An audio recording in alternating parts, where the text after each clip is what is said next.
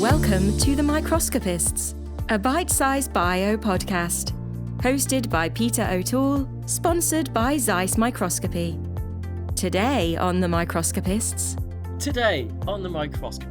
I'm joined by three former members of my own lab to discuss their successful careers outside of academia.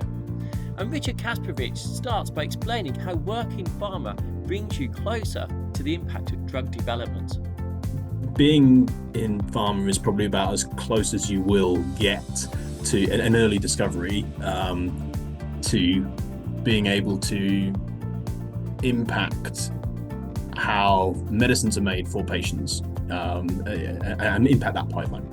Lotta Räty dispels some of the myths about how successful you can be in science without a PhD. I got told during my undergrad that I did my undergrad in biochemistry, and I got told that 95% of students go on to do their PhD and academic career, and the exceptions are the ones who get pregnant. And I thought, really? Whoa! And I just felt so lost at that time.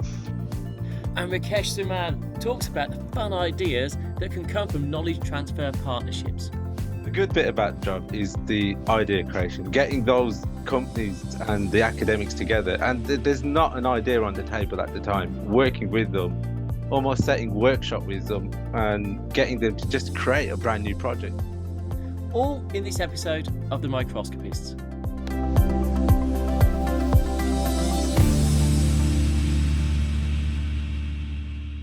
Hi, I'm Peter O'Toole from the University of York, and today on The Microscopists, I'm joined by three actually very different and special guests, especially to me. So we've got Lotta Räty from Miltenyi, we've got Richard Kasprowicz from GSK, and we've got Rakesh Suman from University of Leeds. And all three have been in my lab at some point, whether it's a student or PhD, master's, PhD, member of staff, and all sorts of different roles over that time.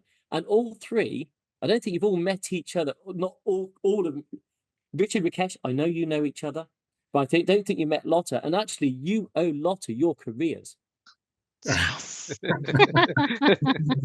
going to start somewhere. Thank you, Lotta. It's quite a good way to big you up, isn't it, Lotta, on that one? So Nice. our lab was involved really in the inception of tychography and live cell imaging with it. And it was a conceptual idea. And to get it through the blocks, we had some small regional funding, and Lotta was doing a master's. We'll hear more about how she then fell into my lab to help with that project, and actually was author of that seminal paper in 2013 with over 200 different citations to that seminal paper now. And it was from that Rakesh joined the lab as a KTP, knowledge transfer partner, and then carried on with the lab for many years. And then Richard came up because Face Focus realized they needed someone better. So they got Richard into the lab. So I employed him, and then Face Focus. So you've all worked for me in some way or form. So maybe the best way to describe the reason for today is actually none of you are now in research academia. You're all now in different roles outside of research academia, and I thought it was good to highlight the different career paths and how you're finding that and stuff. So actually, I'm going to start with Lotta because she was the first to come to my lab. Sorry, guys. Lotta, can you just briefly describe what your role is now? So I'm currently, the job title is Senior Marketing Manager at Miltenyi Biotec, and I've been at Miltenyi for 8 years now. And what I do is really product management. So what we do is try and understand what customers are expecting from us, what they want from our products, interact with customers and sales in order to provide the products and sell the products and support the products that our customers want from us. So this is primarily in magnetic cell separation. So I'd imagine, Lotta, actually that first work was a very similar thing. That's looking at the early concept of a product with the live site, the face focus stuff, and seeing that there was a potential market, and then getting the material which was actually publishable. So quite good your career's gone in that sort of tech side of things. Absolutely. I thought it was really, really cool to see really the early stages. I mean, being in the lab and really what it was back then over 10 years ago, really clicking every single button yourself and having it take 20 minutes to generate one image versus now where you actually got to see the microscope at a conference, and that was really, really cool. And having been kind of like every step of the way, meeting Pete at some of the conferences in between and seeing where it's going, that was really, really nice. So, and if I go in order of being in the lab, then Rakesh, you were next in. I remember the day you were interviewed, and you were going Okay. through your interview, and all I can thinking of, whereabouts near Birmingham are you from? Yeah, I'm from Wolverhampton, so it was close. And I think I started to pick up your accent, and I think I did that thing where I started to become more Brummy as I kept going through the interview. So, but yeah, so from Wolverhampton, I do remember the interview quite well as well. It's a good interview. Just in my PhD Viva the day before. So I remember being walked up to the interview room and they said, well, they're going to give you a hard time. I said, well, bring it on. I've just done my Viva. And I wish I hadn't said that, but overall, it was a really good interview. One of the best. Yeah, you were lucky the other people were really bad, but I am joking. Rakesh, so what is your role now? So now what's my official title? Is Innovation Development Officer. What does that mean? Basically, I now set up KTP projects between the University of Leeds and companies. So I came to Peter's lab as a KTP associate during a KTP project between the company Phase Focus and the University of York. So I was the third partner in a KTP, known as the associate, the one that has to do all the crazy running around and transfer that knowledge from University of York to the company and progress the company in some way. So, but yeah, it was great. Just coming in first week, read what you had planned for me, looked at the microscope. I was like, this is going to be an interesting 2 years, but we got there. It was more than 2 years in the end, wasn't it? It was. So the KTP project was 2 years, and I stayed on with Phase Focus for another possibly 4 years, 3 to 4 years after. And then you flipped to. So then I went and worked for a company called Tomicube, so a competitor. In our lab, though. Yes, I still kept that link. So set up that relationship with Tomicube and still working with Peter, bringing the 3D label-free imaging aspect to Peter's lab, and then switch from there to go back into the academic sphere, if you like, and start creating more projects for more companies. Okay, and Rich, you did your PhD at York and then came into the lab in a similar role to Rakesh for some years. But then where did you go to after that? Yeah, so then I went, I suppose I went into Phase Focus for, I'm going to say 4 years. I can't really remember how long it was. Maybe Rakesh can correct me there. And that was amazing to see essentially the product that was originally the VL21, I suppose, transform into something that was much more kind of high content, more of a high throughput system.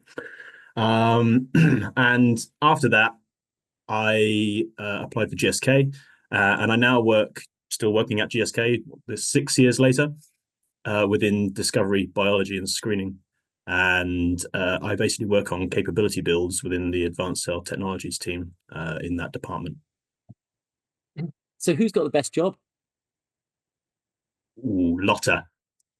Oh, yeah, that sounds fun. Well, I've been working at it the longest, to be fair. I've changed a few times in between as well. So, and Rakesh, who do you think's got the best job then? I would say Lotta as well. I would love to go back working for a spin out or a small company again at some point. Well, Miltenyi's hardly a spin out. Well, I said also, but it's just that again. I was about to say that. But it's more in that area, that product development. It's that feel of rather than being selling something that's already out there and almost a commodity, kind of being involved in that innovation side. Don't you get that part of the KTP though? I know you're not front door, but you still got a lot of influence and you're seeing what's going on. As a KTP, that's surely where you're at, isn't it?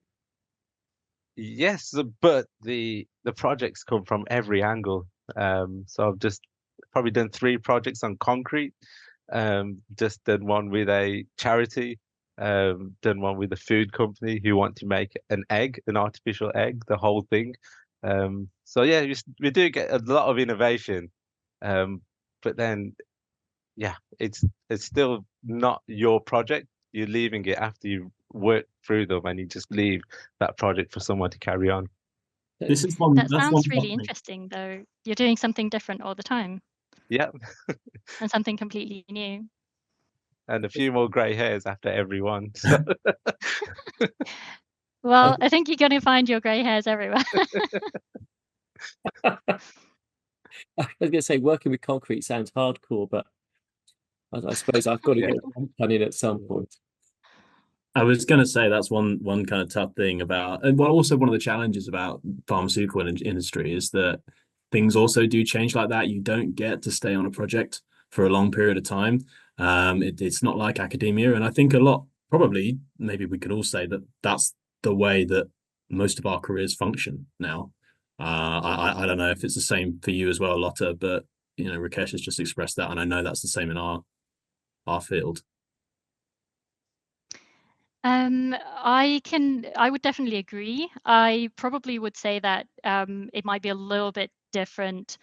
What I pick up from Pharma particularly is that you're a little bit less in charge of your own projects. Whereas if you're in a company like Miltenyi bringing a product onto the market, then it is there. Of course, there's a lot of stages in evaluating whether there's potential and whether it actually fits what the customers are looking for. But we do tend to stick with those developments for a number of years, depending, regardless of how many years it takes to finally bring something out, and keep modifying it once it comes out. But of course, in industry, there's always the concept of and the thought of, is this going to be profitable, and is there something that we're going to be able to make out of this? Whereas probably PhDs or things like that you could be doing in basic research a little bit more without Lotta, that kind of thinking. we asked the other two, whose job would you like? Ooh, I do like the sound of this innovation. Sorry, forgot the title, but it does sound really interesting. I get very excited very quickly, which is very good also for what I do.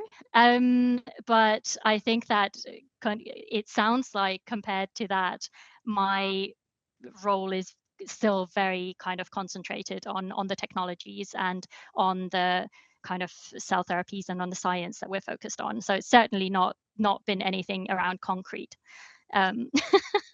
So I do think that I could get very excited about kind of ongoing projects here and there, and would love to see them kind of grow. But I think that sounds really exciting. None of you have indicated that you'd like to go back into academia, in the research side of academia. So I'm going to start with Rich on this one. Would you ever fancy going back, or are you done with that now and you really like the way things are moving forward? I wouldn't. I don't think I'd go back to academia now.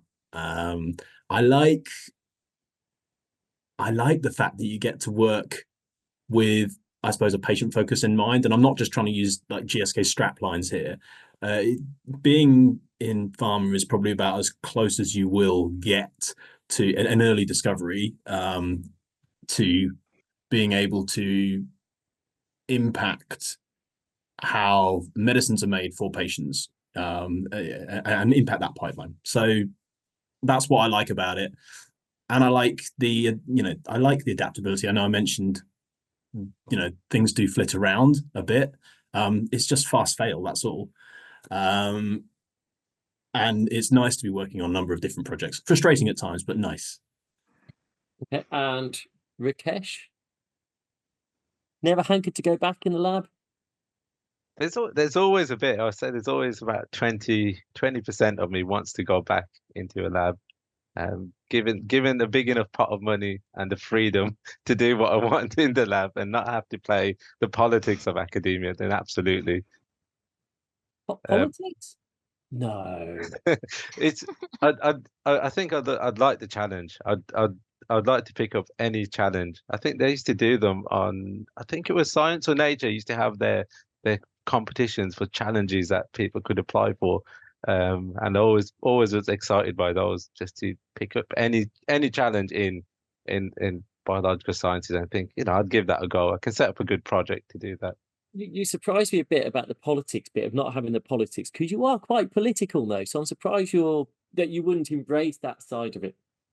I think it's the freedom of doing your own thing in academia, in trying to make yourself in academia. So my wife, she's in academia, she's a lecturer, she's going through the whole academic route, and it's hard work. And what about you, Lotta? I think that I'm slightly less academic already, from the sense that I never went on to do a PhD. So I actually left academia already after my master's.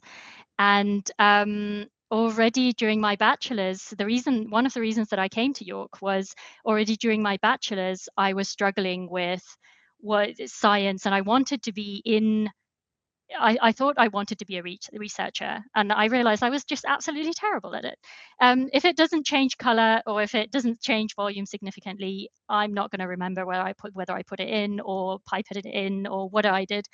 And so what I really like about my job at the moment is that you get to hear about customers talking about the research. You get to go to conferences. You're kind of listening to everybody talk about the research, and you feel like part of it, but you're not kind of doing it yourself, and the kind of slow moving. So because I kept a close eye on phase focus, I kind of saw how things were moving on a more academic side.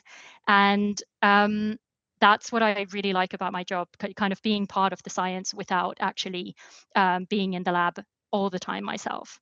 And so no, I wouldn't go back. I can see why everyone wants Lotta's job. It's kind of cool. Except I'm a bit worried about what you said about your skills in the lab. I'm going to have to go back and check that. Yeah, there's a reason I was in microscopy. If all you do is passage cells, there wasn't that. No, it was okay. And I mean, I do go into the lab That's now okay. again as well. Every now and then. That's okay being in the lab. Yeah, but I also did throw away I was supposed to throw away the supernatant, throw away whatever the wrong thing, lost weeks of work. So yeah, it was, my mindset is not made for the lab. And I think once you realize those kind of things about yourself, it makes your life so much easier, because it's hard to admit to yourself that, yeah, I wanted to actually do research, but actually I'm quite terrible at it.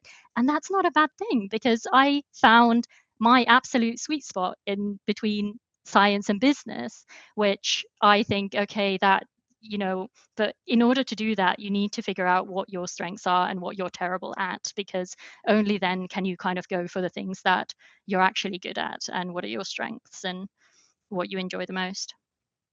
So you found your sweet spot, and I presume you're really happy in your role at the moment? I would say so, yeah, absolutely. And I think there's been a lot of steps leading towards that. But I think you have to kind of go through different things, and where you realize these are the things that you enjoy, you're good at, and other things that you're not. And kind of have a certain goal in mind. And I do really enjoy what I do at the moment. So yeah. So actually, if I ask all three of you, I'll go in a different order this time. In 10 years' time, if you could progress your career, what would your career be in 10 years' time? I'm going to start with Rakesh this time. That's a tough one. 10 years' time. Give the other two time to think. You mentioned that that you're surprised that I don't like the politics of academia, because I am quite political, and I think I would like to go in some form into politics. I've always said that, and Richard's probably bored of me saying that, and it's probably 10 years ago that I said that to Richard. But I think I would do in some local regional politics. I think that's. Wow. So wrote for Rakesh. You heard it.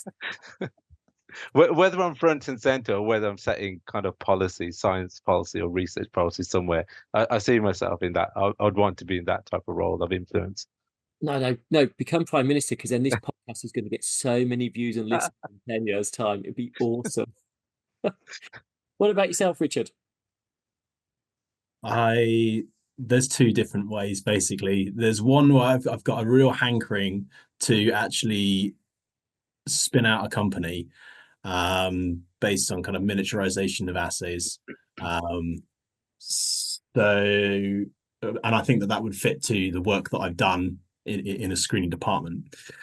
But it's taking the leap to do that. I mean, I know that there's others actually who have worked with Phase Focus in the past who have taken that leap. Adam Glenn has, and he started up the Unicorn Biotechnologies, and fair on him, and that's very, very brave.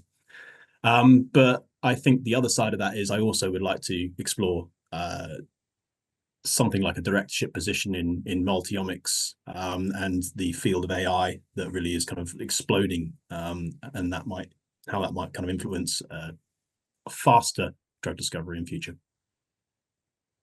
And Lotta? That's a really tough question.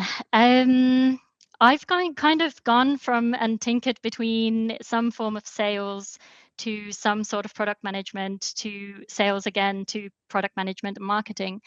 And actually, what you said about a spin-off, a startup, and having your own company, I think that sounds really, really exciting. And would be one kind of avenue to go for a really small company and really build something from scratch. I think that would be really cool. On the other hand, I think that I've kind of been, as I mentioned, on the different sides of sales and marketing to kind of combine both, because I think that you learn so much from both of those sides. So I think that the other option would be to kind of be responsible for sales and marketing in probably a smaller company or some kind of a smaller setting. It's interesting because, Lotta, you've got a very different perspective, having your experience with Miltenyi and the training you'd have got, or at least the management and the learning by diffusion, as well as Rich, Rakesh. You both had time in Phase Focus, and they were one of those small startups. And it's amazing it didn't put you off. And that's no disrespect to Phase Focus, but it's not an easy living, is it, in the early days? No, but I'd say there's nothing quite out there like working for a startup. I don't know if you agree, Richard. There's all the other things that I've done. There's nothing like it. It's great. I would go back. And that startup is always there. But I would go back and work for a startup. But not to Phase Focus. Phase Focus, I don't know if you all know this, but Phase Focus have now been acquired by Bruker. Yeah, massive congratulations. Yeah. Congratulations. Now to them, That's great. And Ian and everybody else in the past who's been involved in that. So that's just fantastic. Yeah, let's hope Bruker take it to the best places and get it to the market, because it is a different technology. So it's interesting because, Rich, you said about making the leap and taking a spin out, but you've made a leap. You've all made the leap of going from academia into industry. Did any of you face any stigma for doing that? Did anyone go, "Oh, you're going to the dark side," or anything else? I'll tell you. Go on, Lotta first. Okay. So I don't think I personally did, but it's very interesting. Having gone, as I said, just after my master's, I think I was the least educated product manager that there was, and to this day, I think that my team is the kind of least academically educated, because I try to find the not just go for the academic expertise, but find those other things in there as well.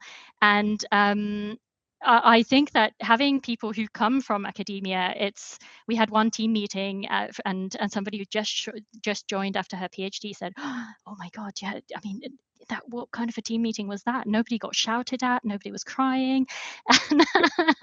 So I wouldn't say that I've seen that much of a stigma really. But just because probably I left so early, but I think that people have said, okay, just kind of going with the flow, and that's been very easy. So it's been more like, oh, okay, actually I could have spent those years doing something else as well. So that's been more maybe what I've heard. So I'll come back to this question just 1 minute, Rich. But just ask one more follow up on that, Lotta. Do you ever get a feeling of imposter syndrome because you don't feel as though you've been through a PhD process? And do you think it's part of your success?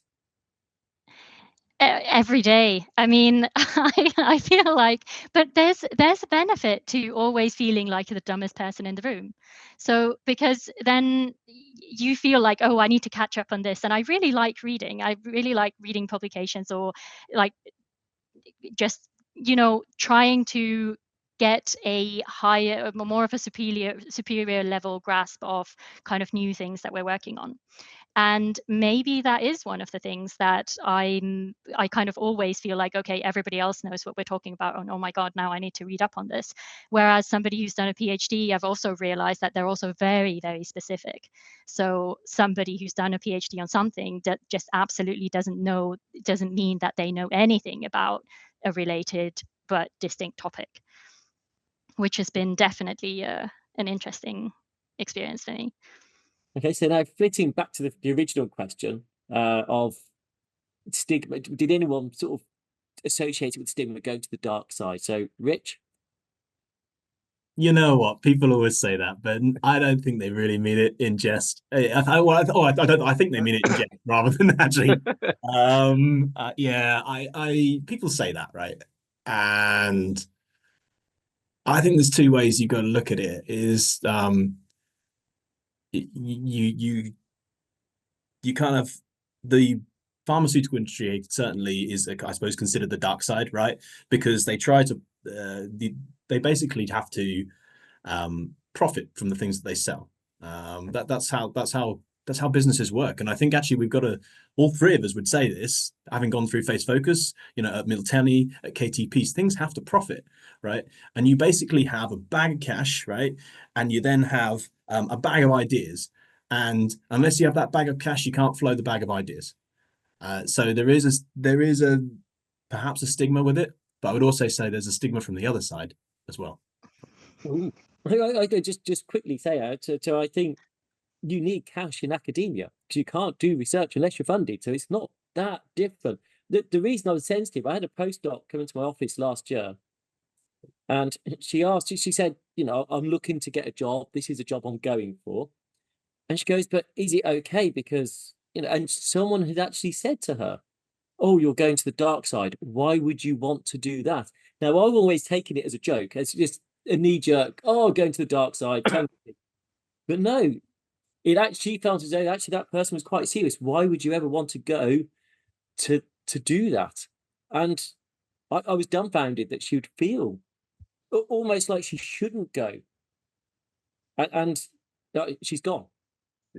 I would say that's brilliant. I don't mean it's brilliant because she's gone, but it's gone because it's right for her. And it's a good thing to do. I just don't get why you want to discourage a career step change. Rakesh? I'll give you an anecdote, and this is a true life story. This during my PhD at Leeds. I used to demonstrate on a workshop. Iron Channel. Say you never used to run. No, run a workshop on it's Iron Channel's workshop, and big professor, I won't name the name, but everyone, he was the main electrophysiology lab in Leeds at the time. You can work that out now. It finally got to impress said professor, and then at lunchtime, whilst we were having the lunch, he came to me and he goes, "So Rakesh, what are you thinking of doing after your PhD?" And I said, "I'll probably look at industry because I really like the short-term challenges in industry." And no joke, he walked away. He just did a 180 turn and walked away, and I was like, Okay, that was my kind of 10 seconds with the biggest professor in that field. But yeah, so there was the stigma was there. I don't know where and why, but at the same time, starting the PhD at Leeds, the very first day in induction, they said only 1 in 10 of you will make it into academia. So start training in other things during your PhD. So, Ouch. That's looking at Lotta actually. So we had we don't run it anymore because of the numbers, and it was quite difficult to sound. But a master's in bioscience technology, and actually its main purpose was to train students to go into industry and to make them fit for industry, not to necessarily go on to academia, which Lotta is a perfect example that it worked. Yay. Yeah. And what I really liked about that course was, and that was the reason that I went for that course, was the business plan seminar, where I already felt during, I mean, actually, coming to anecdotes, I got told during my undergrad that I did my undergrad in biochemistry, and I got told that 95% of students go on to do their PhD and academic career, and the exceptions are the ones who get pregnant. And I thought, really? Whoa. And I just felt so lost at that time. And then I started to figure out these things around the business, and that there's it was actually during a placement or kind of like semester job that I realized that I enjoyed that. And because of the business seminar, setting up a microscope facility, that was a really eye-opening experience, and that was the reason that I applied for York, and I still continue that, you know, to sometimes to think of that course up to this day. That's kind of cool, isn't it? Yeah. is that course still running, Peter? Is that No, that's done. shame. And it was a BBSRC funded course, and so when the BBSRC funding stopped, quite a lot of the master's program stopped at the same time. It's a shame because the placements were just gold dust for innovation, to try new blue sky things, such as the phase-based focus. Yeah. It enabled that to enable resource, so it gave the students a rich experience. It gave the lab resource to try something new. It worked really well. But actually, Lotta, back to you. We nearly didn't get you though, did we? For the masters, Yeah, for the project. Yeah.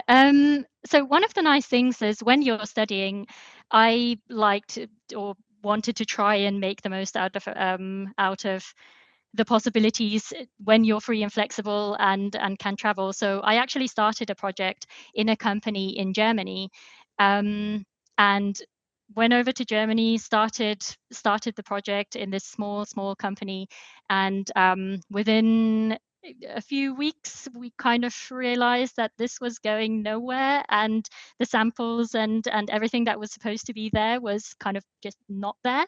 And it was all on the stage of, well, we're thinking of contacting these people to get samples, and I was like, I need to graduate.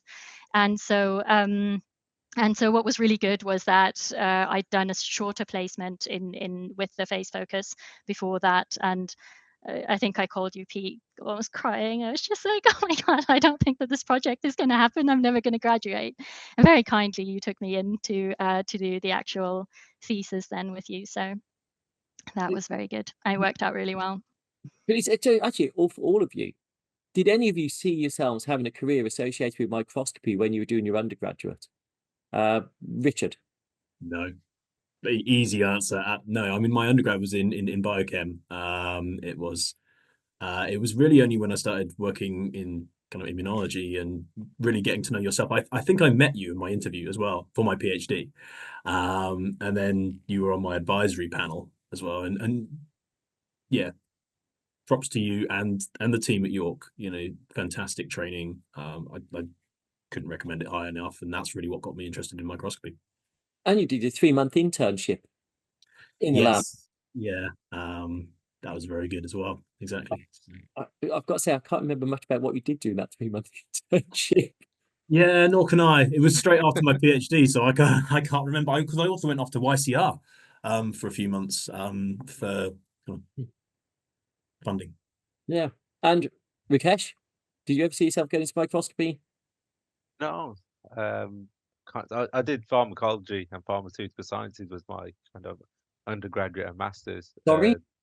Pharmaceutical sciences and pharmacology. Yeah, no, I heard it's just with 3 biochemists. I'm just sorry that you chose a different degree. I don't miss that job, Peter. But doing my PhD, there was so much electrophysiology, patch clamping, and I hated it.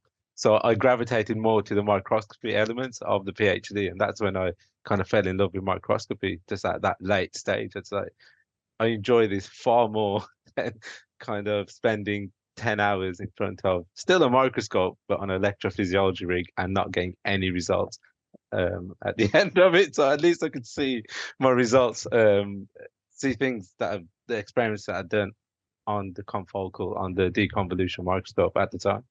So that was good. And Lotta, what about you and microscopes? Using the microscopes in undergrad, and even when you started the masters, did you ever see yourself getting involved in microscopy? No, not really. There wasn't. I think I was really looking for. So what is the thing that I'm interested in? What's going to be my path? And I mean, Miltenyi has microscopes, and of course there's. I'm still very jealous whenever I see their material, because you have these lovely pictures and it's always so visual. It's so easy to explain. It's an amazing form of science, and I do think that microscopy is really cool, and especially thinking back on these small room and these tiny pictures you were taking. Back in the first days, I think it's really cool. I never saw myself going that direction, but I wouldn't say no if there was into going back into that kind of direction. So it's interesting, none of you are going that way, but just followed, I guess, the opportunity. Would that be the best way to word it? It was an opportunity, and microscopy just happened to be part of that backbone that took you through it. I've asked you about what you like about your jobs. What do you least like about your jobs? And now I asked Rakesh, he got stumped on a question earlier, and I'm going to ask Rich first, and then go to Lotta, then Rakesh. To give you more time, Rakesh. Richard, what do you least like? What's most challenging about your job? I think this is a tough question. This is. I would probably say.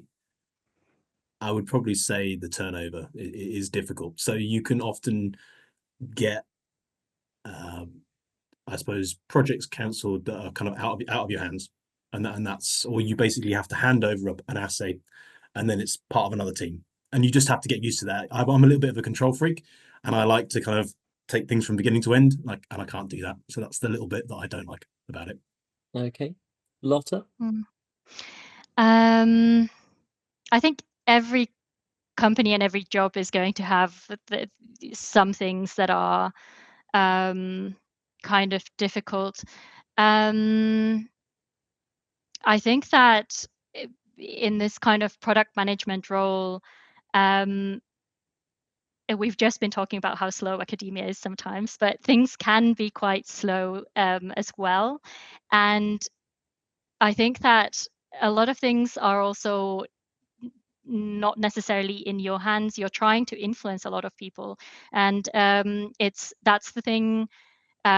That's one of the best things about being in product management, is that you're the center of a lot of different departments. You interact with so many different departments, but at the same time, everybody always wants something from you, which makes it sometimes stressful and a little bit difficult. And you have to kind of know how to navigate that stress and the feeling of having to say no and not being able to kind of give everything to everyone and the time and the resources. So I think that would probably be one of the kind of difficult things that you have to learn to live with.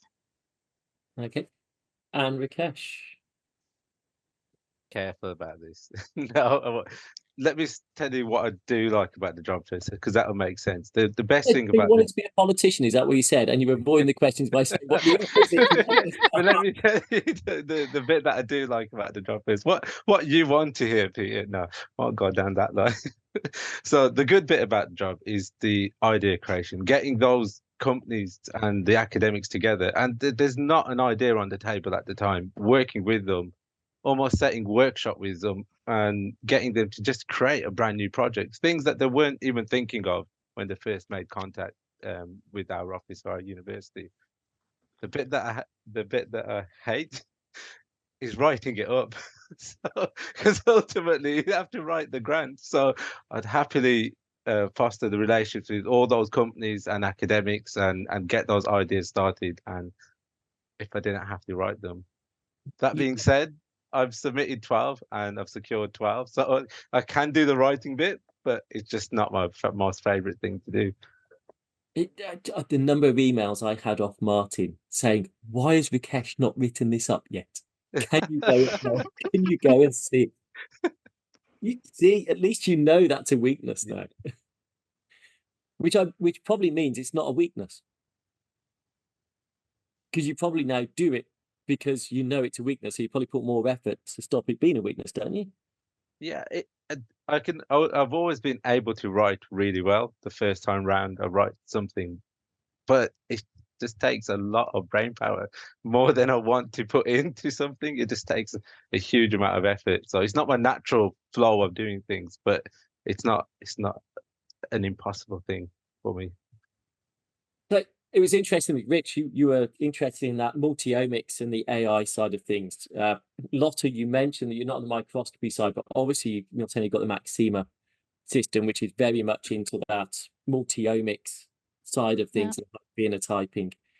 The way science is moving and the number of new companies coming out in that area is huge. So, Rakesh, you must know from the reagent side for aptamers, affimers, the type of things going through that Leeds are developing on that side. And just a number of, I guess, this is a bit construed, this sentence, okay? But it's all the amount of reagents going into one assay. It's just a massive cocktail mix. And cocktails is Rakesh's, so I'm going off work now. Used to be one of Rakesh's. He wanted to start a company making cocktails, didn't you, Rakesh? Yes. Yeah, so doing events, cocktail events. So we have done it altogether. I think we did 5 themed cocktail events, and I think Peter, you was a guinea pig for one of the early ones as well. It's still there as a company. It's I've got all the business plan, the spreadsheets to cost everything up, but it's just on ice at the moment. Can I say my favourite cocktail of yours actually is you did one which was fish fingers and custard. Is that right? Yeah, that's right. I don't know whether I should say, yeah, it sounds really interesting. I'd like to give it a go. Or so where can you? So it's just on ice at the moment, or is there somewhere where we can try these cocktails? No, so they're all our own creations. The idea was for the cocktail business was if people want to plan a cocktail event, it'll be your theme, and we'll work with you to create 6 to 8 cocktails around a theme. So it's co-creation. I had little leather-bound books where I would sketch the cocktails in and the recipes that were hand to the hosts at the end as their start of their journey into cocktails. So that was the whole kind of unique bespoke element of it. But then a child came along, and you just can't do that with a child anymore. Well, there you go. There's me and Rich talking about talking about setting up our own companies, but you're already at it. Nice. Well, I did come from a background. I grew up in a pub, so it's inevitable that I'd go back to alcohol. So. Okay, so if you're staying on alcohol, I'm sorry to concentrate on you at this point, Rakesh, but is the Whiskey Asylum not one of yours? So yeah, so the Whiskey Asylum is a whiskey blog that Kirsty and I run. We've got, I think, over 100 bottles of whiskey down there somewhere. And we try and bring a bit of science. Trying to graph the whiskey tasting experience is kind of a unique element that we're trying to bring to it. And we put up reviews on whiskies, distilleries, etc. So that's also, well, it's not on ice because shouldn't put whiskey on ice. So it's just in a very temperature controlled environment at the moment. So you've done 2 different things. Lotta, Rich, have you done anything, set up anything aside, similar to a cocktail business and a whiskey asylum log? I'm going to just say no. Short answer, not like that. You got a skill there, Rakesh. Honestly, yeah. These cocktails were amazing. Not in terms of a business. So what I've always been really active in was at York as well, at the student union or at school. And so what I've always kind of been dabbling in was various different organizations, whether it was the kind of From North, the organization for Scandinavians, or LRIG UK, which is an organisation that I've been a member of the board and part of a work group. And so I do like to network in that kind of way, and rather than going towards setting up an own company, I'd like to give back to the community in some way. And so I feel like those have been the kind of avenues for in that kind of sense. So on LRIG UK, and Rich, Lotta, I don't think you've ever met, even though your PhD and Masters did overlap a little. Rich, haven't you got involvements with LRIG as well? Yeah, a few actually. Can I use this to plug drug discovery? Obviously, so I'm also involved with the Society of Biomolecular Imaging and Informatics. Basically kind of champions for kind of high content imaging and all things that are analysis associated with that. And then recently got involved with LRIG over the last few years. So we did high content imaging and flow down in Stevenage. And then this year, SBI2 and LRIG are doing a track session at their flagship conference, so Drug Discovery, in October, 2nd and 3rd. Please go along. And we've got some massive names there. I can't say who they are, but it's going to be it's a who's who of people in imaging. You know, I haven't been invited for a couple of years yet, Rich, and I'm not one of those people. Like high content, Pete, high content. Everything I do is high content, but not in that sense. You make it. I feel completely awkward now. But don't you get invited to a lot of things, Pete? I mean, I think that if I look at if I look at some of the professors who are getting invited and actually really interact with industry in a very kind of effective way and see the benefits, and not just, okay, that's the dark side, I don't want to have anything to do with it, otherwise the devil will eat my soul. But I think that you do a very good job at it. So don't you get invited, and what's your kind of take on that? Yeah, no, I invited plenty, but finding travel increasingly challenging time-wise. Just work at the moment is quite serious.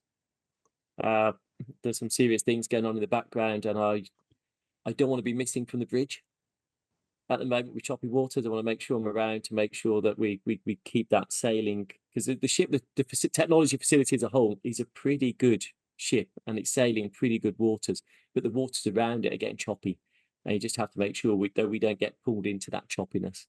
So at the moment, I've turned down quite a few this year, but that's because they're all very big, long haul, and we'll take out a week at a time, because you've got a couple of days traveling if each end, because they were so far. You know, you're talking Hobart, you're talking Brazil, and it's just a lot of time out. And you know, work's work, and work is it's what pays our salary, isn't it? You still have to do a lot for RMS. The RMS is really, yes, there's a lot, but there's a lot of opportunity with the Royal Microscopical Society. It never feels like work, and a lot of it is just in the spare time and in gaps. So, and the RMS has got such a good team, sort of paid staff team, that actually they enable you to do what you want to do. So you just got to have the ideas, and it's like having your own postdocs to deliver it. And so I can have the ideas, and then I've got the staff that are like the postdocs, but the sort of from the admin side of things, and they help deliver it, which is why it's a really cool society to work with. Nice plug, guys. Thank you. Is there not someone else at GSK that's also from York that is also part of LRIG now? Yeah, I think Soleil's been Yeah. there for quite a long time. Yeah, I think she actually did the same course. I mean, a different year, but the same course that I did. How do I not know this? Oh, you know No? Soleil, because I think you were on a call with, weren't you on a call with Soleil with me at one point? Or was No, that just with Elrig? maybe that was just Elrig. Oh my goodness. She's down with you. Okay, yeah, you got to put me in touch, and I'll have coffee with her. Yeah. So it's such a big world. You know, it's a bit like going into a university, you can't know everyone. Yeah, but Soleil was also a master's student, did a project, and then now with GSK doing really well. And actually I only see her through Elrig. And their meetings. That's crazy, isn't it? And then I'm thinking of our site though, and it is massive. Like there's thousands of people just on site, and then we've got US Tres Cantos, etc. So yeah. Oh, gobsmacked. Sure, she helps with. Oh, doesn't matter. Lotta, are you still working with Elrig? Yeah.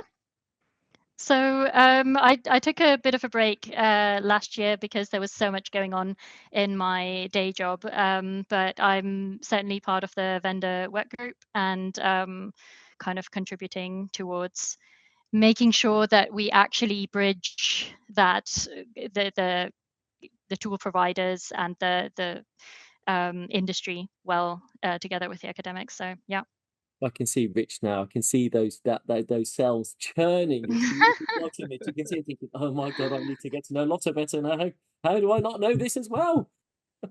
Yeah, we need to meet up. Yeah, the world's a Yeah, big place, it turns out. Yeah, but very small as well. So yeah. Yeah, but that's the thing about the biotech world. You don't want to burn any bridges. You're going to see people sooner or later again, and that's what I thought as well when I saw Face Focus at one of these conferences. I was just like, oh my god, it's actually gotten that far, and so you're always going to see everyone again. So I have the next couple of questions. So first off, when you were a small child, can you remember what the first job you wanted to do actually was? Rakesh, Yes. what was it? Scientist. You wanted to be a scientist from a very early age. Yes, I have a clear memory of my dad dropping my brother and sister off to school. And then he said to me when it was dropping me off to the other school, and he said, "What do you want to be when you grow up?" And I have a memory of being deeply offended that my dad didn't know. I gave him a look and I said, "I just want to be a scientist, of course. Do you not know this?" Yeah, I have a clear memory. I remember the car, the place, and everything. So Okay, Lotta. I went through so many different things. I wanted to work in a supermarket because I thought that they get to keep the money. Then I saw some Law and Order and wanted to be a lawyer because that was cool, and you put the bad guys into behind bars. I wanted to do lots of things, but I think scientist and science came at a little bit later, not as a small child. That sounds far more normal, Lotta. Rich. I wanted to be a rock star. I love music. I love music. So yeah, you can see how that turned out though. So Do you play any music? I play a bit of music. Yeah. Oh, I'm not doing some now. So all my guitar, geez, this podcast is going other ways. No guitars. When I was younger, I played the clarinet.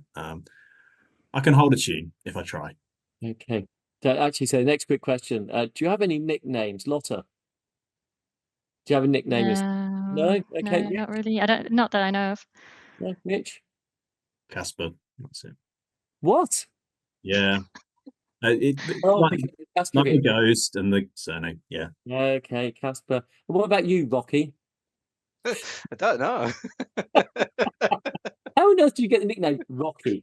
I have no idea, but I was born with that nickname, and again up until I think I was in early years of school, I told the teacher she got my name wrong when she wrote Rakesh in the register. I told her, "No, it's Rocky," and then she goes, "It's not." So, I was confused why my name wasn't Rocky at school for a while. So,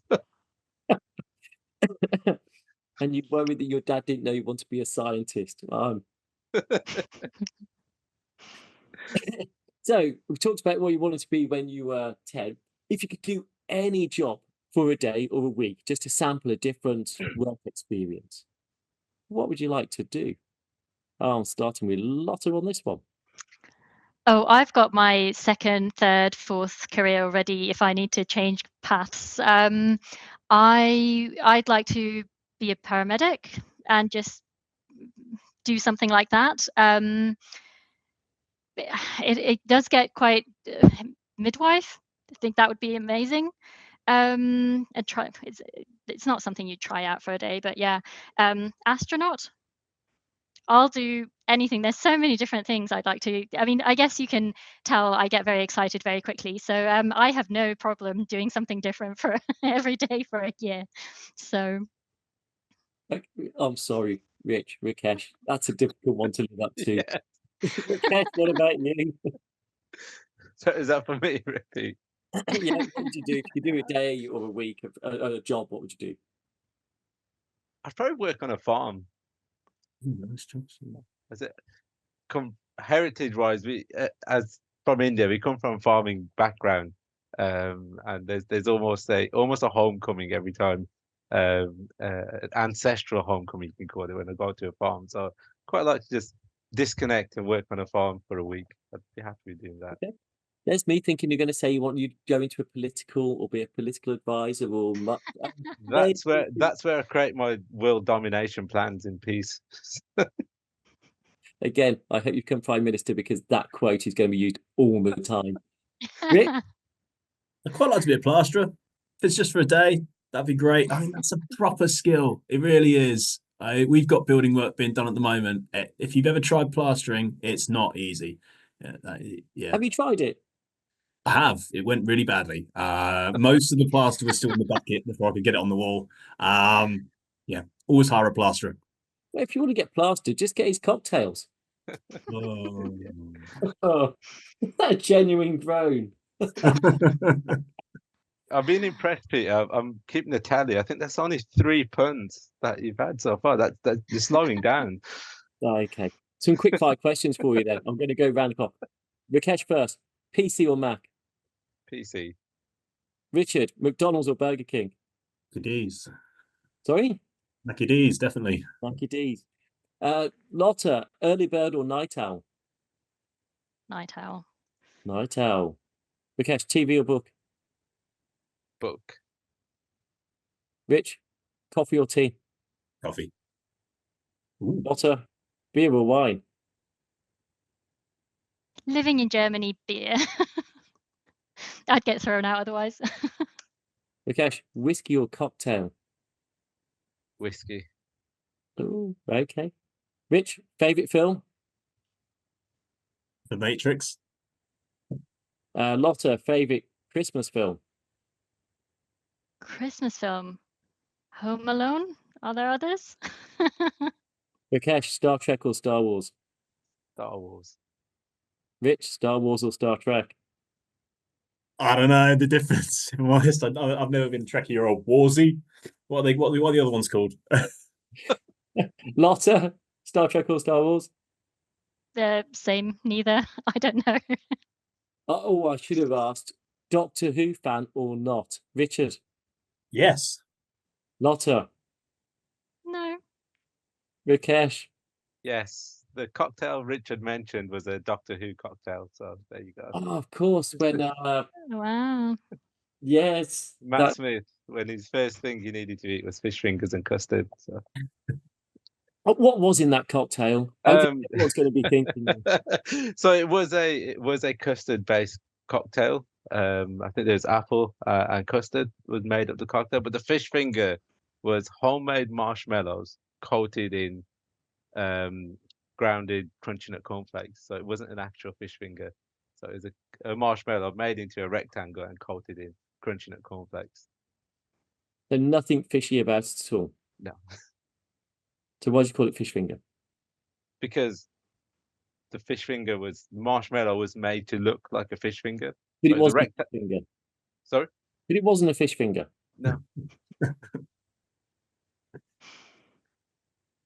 I love how much Pete's mind's been blown by this. Go to like a Heston restaurant or something like that. Pete's taken there or something. I'd love Pete to be on MasterChef with that saying, but it's not a fish finger. No, it's not meant to be. Okay, but it's not a fish Now I'm finger. surprised, Judge. Rakesh, Twitter or LinkedIn? LinkedIn. Rich? Is it still Twitter? I think it's X. Or X, X? ooh. There you go. LinkedIn. Yeah, I wasn't going to ask about your X, but okay. Lotta? LinkedIn. LinkedIn. Do you think that's because that's a more industrial-facing social media platform compared to X, Twitter of old?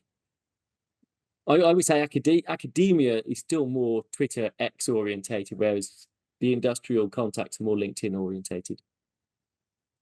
Yeah, I'd agree. This is very much your territory now, so. Yeah, I'd agree. Even on the kind of the commercialization research side of business engagement, all of that is on LinkedIn. But again, Kirsty, she's in academia and all her communications on X. So.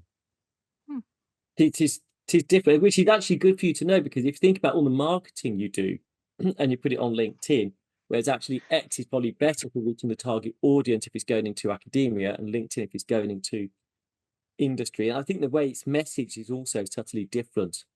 You expect different content, but a lot of it can be crossed over. So just think about it, again, for anyone listening or watching, you know, the way you market it, if you want to market yourself or promote something you've done, or you're hosting an event, using those two platforms is important. It's not one, it's not just, you've got to be with both, I think. Does anyone do Instagram? I was just about to say, I mean, we're all on this old people side of the, but no, because I'm an old person. Whiskey Asylum's on Facebook, Instagram, X. So that's the only time I go on Instagram. I can imagine the TikTok cocktails. Rich? Yeah, I can imagine those too, but no, I've not tried it. I feel a bit like a granddad there in some ways. I feel like there's a whole raft of whole social media apps that I just have no awareness of. Which is terrifying considering I've got a little girl now, and I will say something though. Richard didn't have a smartphone. He refused to have one for a long time. So whilst he was at York, so it's only in the last couple of years that he actually got a smartphone. He refused. Anyone who knows what I'm doing would find that really surprising. But I just hated them. I hated that. There's a freedom about not being kind of on the internet all the time, and I didn't know that at the time. But that's what I'm retrospectively saying. Luddite, I think could be the phrase. Okay, finally, who's been your inspirations in your career? Yeah, who drives you? What's motivated you? A couple of name drops for your inspirations. I'll start with Rakesh on this one.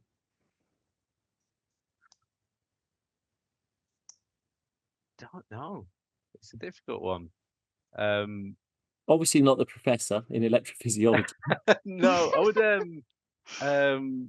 no, as generally, I'll put yourself up there, Pete, because it was that first kind of experience into a different world. So I think that's always been an amazing experience, being at York and kind of keeping that real good balance, industry, academia, which is where I've been, and I think I'm going to be for quite a while. So not Kirsty or Rowan. They don't motivate you on a daily basis. It's just me. So I actually beat your wife. And your Rowan doesn't motivate me. He pulls me back. So. Rich, what about yourself? Can I say Dave Grohl? Is that good? I just find the guy inspirational. Energy. It's amazing, and I think that should be applied to all aspects of life. I've never had. That's a really good answer. Oh, Lotta. Now you made it difficult for these two, so now it's your turn. Well, the inspirations I would say that they've always been fairly close. I've been really lucky to have really good managers in my jobs who've really looked out for me and kind of had my best interest, and I think that has really influenced my career and where I've gone, especially in the very early stages. And also discussions with my parents. They've really been really helpful. And then maybe other kind of in a scientific field that is still quite male dominated, there have been kind of like female leaders who have kind of been the ones to look up to. And I think there's always been a few people that you can kind of pick out certain characteristics that you aspire to. So we are up to the hour, and I'll just say that Rakesh, you had the best answer. Thank you. You win that one. Is there any last just quick tips for people thinking about moving out of academia and going into industry? So just a quick tip. I'll start with Richard on this one. There's lots of industry, academia funding. Get in contact with people in industry that you know, and small grants can be applied for. Step in that door, see if you like it. Lotta? I agree. If you're unsure, just talk to people. There's tons of networking events and things like this where you can talk about what you'd be interested in. And I think it's just get different views from different people who have different paths. And Rakesh? Yeah, I'll say the same thing from when I was doing a PhD. They told me to do lots of other things that's not your PhD, and I'd give that advice. It's the last time you're going to get to do things that are not your job in your PhD, and you can do any training course you want. Mop it up with anything but the science and the PhD. Well, I'll plug in the UK, from the UK side of things. If you need a PhD internship, come and ask us at York. We have plenty of opportunities, including in my lab.